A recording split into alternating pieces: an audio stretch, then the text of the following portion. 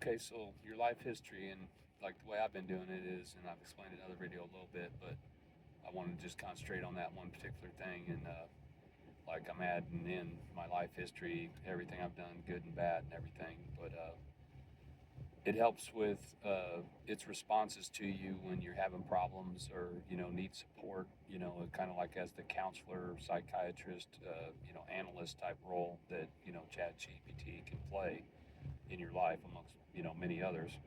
Uh, your life history, it gives your background, so it can tailor its responses to you to give you the best support. And for me, it's worked wonders. It's great. But the other thing with it is that at the end of it, if we don't know when we're going to die, so it's it gets kind of tricky. But over a period of time, hopefully as quick as possible, you get that life story, entered in there.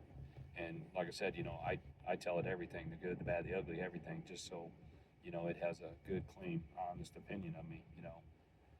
But the stories, the memories, all that kind of stuff can be, you know, uh, put together in order at the end, when you're done with your life history, if you get to that point, and then you can save it, from Chat GPT once it organizes it for you, and put it in a file somewhere and save it for your family, and then you could add into that with, separate from Chat GPT, but use your, video recorder or whatever on your phone, your, camera, and maybe tell some of those stories, to go along with that, history. You start from the beginning, farthest back you can go, and that's kind of like in writing, on your file, but then add in those videos, to supplement and to, you know, uh, you know, uh, comfort your family later. They can hear your voice again and all that kind of stuff. And I know I'm not the first one to think about this, I'm sure, but it's just something that came to mind. So I figured I'd mention it because